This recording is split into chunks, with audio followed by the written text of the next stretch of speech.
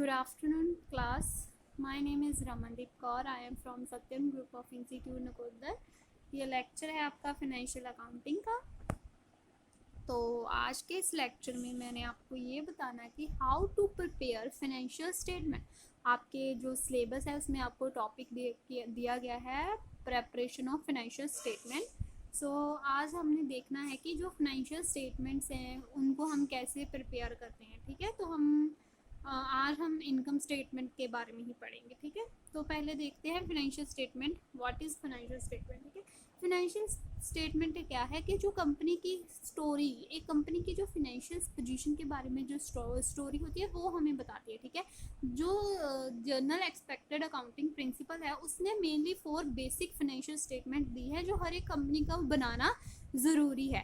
ठीक है, इससे क्या है कि जो फाइनेंशियल स्टेटमेंट है ये सारी क्या है, वो कंपनी की स्ट्रेंथ और प्रॉफिटेबिलिटी को रिप्रेजेंट करती है। ठीक है ना, जो फाइनेंशियल स्टेटमेंट है वो रिफ्लेक्ट करती है कि कंपनीज की प्रॉफिटेबिलिटी क्या है। वो जो प्रॉफिटेबिलिटी जो स्टेटमेंट हमें प्रॉफिटेबिलिटी के बारे में बताती है उनको हम इनकम स्टेटमेंट बोलते हैं। और एक स्टेटमेंट होती है रिटेन्ड अर्निंग की, जिसको हम स्टेटमेंट ऑफ ओनर्स इक्विटी भी बोलते हैं। ये शो करती है कि रिटेन्ड अर्निंग्स में क्या चेंज आया जब हमने अकाउंटिंग ईयर की शुरुआत की थी और जब हमारा अकाउंटिंग ईयर का एंड हो गया तो उसमें रिटेन्ड अर्निंग्स जो है हमारी उसमें क्या डिफरेंस आया, क्या चेंजेस आए। नेक्स्ट बैलेंस शीट जो रिफ्लेक्ट करती है कंपनी की फाइनेंशियल पोजीशन को। ठीक है, तो स्टेटमेंट ऑफ जो कैश फ्लोज है वो क्या शोज करती है कि कैश के इनफ्लोज आउटफ्लोज कितने हुए एक अकाउंटिंग ईयर में। तो मेनली हमारे पास क्या है कि 4 फाइनेंशियल स्टेटमेंट है। First one is income statement, second one is statement of retained earning जिसे हम स्टेटमेंट ऑफ ओनर्स इक्विटी भी बोलते हैं, balance sheet and the statement of cash flows. ठीक है, तो आज के इस लेक्चर में हमने सबसे पहले इनकम स्टेटमेंट देखना है कि इनकम स्टेटमेंट कैसे प्रिपेयर की जाती है।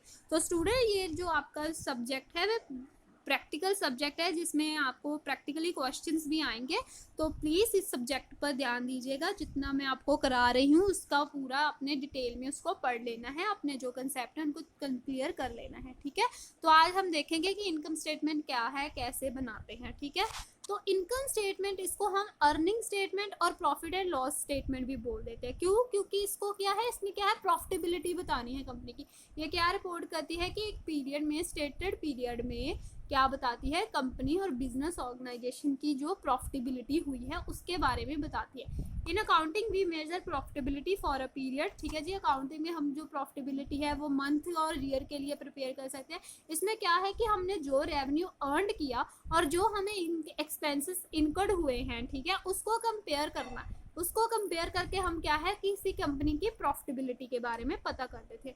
ठीक है, ये फर्स्ट फाइनेंशियल स्टेटमेंट होती है। ठीक है, जब हमने जो बाकी स्टेटमेंट बनानी है उनमें से फर्स्ट स्टेटमेंट जो होती है वो फाइनेंशियल इनकम स्टेटमेंट होती है। ठीक है जी, इसमें क्या क्या इंक्लूड होता है इनकम स्टेटमेंट में। ठीक है जी, इसमें एक रेवेन्यू होते हैं, एक्सपेंसेस होते हैं। ठीक है जी, रेवेन्यू क्या है, जो हमें कैश जो जनरेट हुआ किसी प्रोडक्ट और सर्विसेज को, जो हमने अपने कस्टमर को प्रोडक्ट दिया, हमने उसको सर्विसेज प्रोवाइड की, उसके बदले में जो हमें कैश मिला वो क्या है, हमारा रेवेन्यू है। ठीक है class. Next is expenses. Expenses क्या है, कॉस्ट जो हमने प्रोड्यूस किया, कोई चीज़ जो हमने रेवेन्यू प्रोड्यूस करना है उसके लिए जो हमें कॉस्ट इनकर्ड हुई। ठीक है जी, expenses are a cost of doing business. Expenses क्या होते हैं कि बिजनेस की, जो हमने बिजनेस किया उसके लिए हमें क्या कॉस्ट मिली।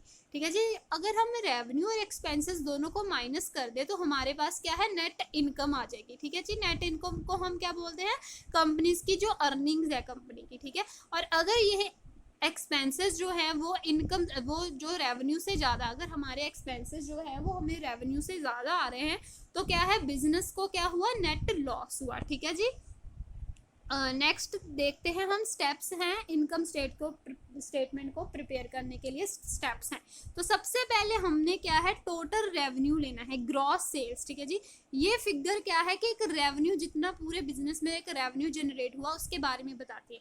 तो फर्स्ट सबसे पहले हमने क्या है, ग्रॉस सेल, सबसे पहली लाइन जो होती है वो ग्रॉस सेल्स की होती है। ठीक है, जो भी हमारे ग्रॉस सेल्स हुई है, हमने जो प्रोडक्ट सेल्स किया वो सारी डिटेल्स इसमें लिख लेनी है, ठीक है। नेक्स्ट उसमें से जब हम माइनस करना हमने सेल्स रिटर्न्स और अलाउंसेस, ठीक है। जो हमने सेल किया था वो हमें वापस आ गया, ठीक है। उसमें से कुछ पार्ट जो है हमें वापस आ गया, उसको सेल रिटर्न्स बोलते हैं, ठीक है जी। और जो हमने सेल्स पर डिस्काउंट दिए हैं, सेल्स रिटर्न और जो अलाउंसेस जो डिस्काउंट दिए हैं उनको क्या है टोटल रेवेन्यू से हमने क्या है माइनस कर देना है, ठीक है। तो उसके बाद हमारे पास जो वो माइनस करके जो अमाउंट आया उसको हम नेट रेवेन्यूज बोलेंगे, ठीक है जी। The amount represent total sales less by any returns और अलाउंसेस, ठीक है जी। टोटल अमाउंट को हमने माइनस कर देना है, टोटल सेल के अमाउंट को हमने सेल्स और अलाउंसेस से माइनस कर दिया तो हमारे पास नेट रेवेन्यूज और सेल्स उसको बोल देते हैं वो आ जाती है। नेक्स्ट स्टेप है हमारा कॉस्ट ऑफ सेल्स और कॉस्ट ऑफ गुड्स सोल्ड। ये कॉस्ट जो होती है वो डायरेक्टली एसोसिएटेड होती है किसी प्रोडक्ट को बनाने के लिए, ठीक है जी। सारी कंपनीज जरूरी नहीं कि इस कैटेगरी को इंक्लूड करें, ठीक है, सारी कंपनीज के लिए। उसके बाद जब हमारी ये देखिए नेट रेवेन्यूज और cost of goods sale sold आ गई तो इसको माइनस करके जो हमारे पास अमाउंट आया उसको हम बोलेंगे ग्रॉस प्रॉफिट। इसको हम ग्रॉस मार्जिन भी बोलते हैं, ठीक है जी। Difference between gross and net income का जो डिफरेंस आया उसको हम बोल देते हैं ग्रॉस प्रॉफिट। और उसके बाद हमने क्या लेना है ऑपरेटिंग एक्सपेंसेस लेने हैं, ठीक है। जो ऑपरेटिंग एक्सपेंसेस क्या जो डेली के बिजनेस को चलाने के लिए जो डेली के एक्सपेंसेस होते हैं जैसे स्टेशनरी का, एडवर्टाइजिंग का, एडमिनिस्ट्रेटिव एक्सपेंसेस, इंटरेस्ट एक्सपेंसेस, ये सारे एक्सपेंसेस जो है वो ऑपरेटिंग एक्सपेंसेस में आ जाएंगे, तो इसको इंक्लूड कर लेना। उसके बाद जो हमने क्या है जो सारे एक्सपेंसेस का टोटल किया तो हमारे पास आ जाएगा नेट टोटल एक्सपेंसेस, ठीक है जी। टोटल एक्सपेंसेस, ठीक है, उसको सारे को प्लस कर कर हमारे पास क्या है टोटल एक्सपेंसेस आ जाएंगे। नेट ऑपरेटिंग इनकम और net profit represent the amount of income earned bye a business before income tax, ठीक है जी। नेट ऑपरेटिंग प्रॉफिट जो क्या रिप्रेजेंट करता है वो वाला अमाउंट जो हमें बिफोर हमने अभी टैक्स नहीं दिया उस वो वाला अमाउंट जो है वो रिप्रेजेंट करता है नेट प्रॉफिट और net operating income. Next is other incomes, जो कोई अदर इनकम है जैसे short and long term asset की सेल करने पर कोई हुई है, इंटरेस्ट इनकम है तो उसको गेन या लॉस दोनों ऐड कर सकते हैं तो वो अदर इनकम में आ जाएगा, नॉन ऑपरेटिंग इनकम में।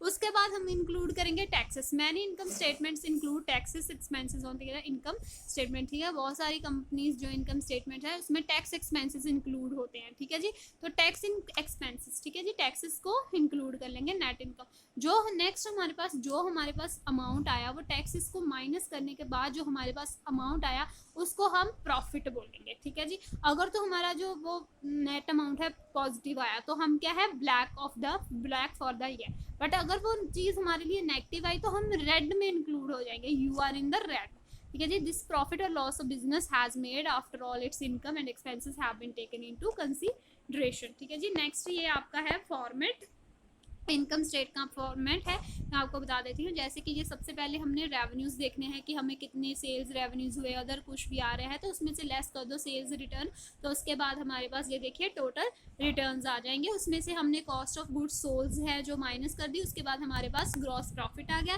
थर्ड स्टेप हमने क्या है एक्सपेंसेस, कोई भी एक्सपेंसेस अकाउंटिंग का, मोटराइजेशन का, एडवर्टाइजिंग, बैड डेप्रिसिएशन, ये सारे जो है ना सो मैनी एक्सपेंसेस होते हैं तो वो सारे इंक्लूड करके टोटल एक्सपेंसेस आ गए, उनको ऐड कर फिर उसके बाद क्या है हमने हमारे पास देखना है कि नेट इनकम बिफोर टैक्सेस क्या है, वो आपको क्वेश्चन में दी जाएगी, ठीक है।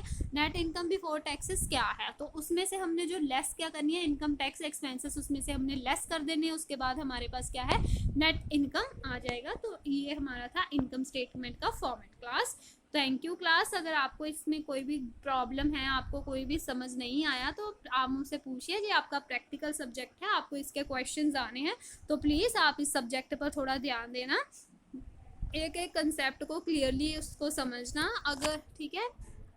तो आज हमने फॉर्मेट कर लिया है नेट इनकम स्टेटमेंट का, तो हम अपनी नेक्स्ट वीडियो में मैं आपको एक क्वेश्चन जो है वो सॉल्व कर कर बताऊंगी, ठीक है। तो आप सब इसको देख लेना, ठीक है, अपने इसको इनकम स्टेटमेंट को, ठीक है।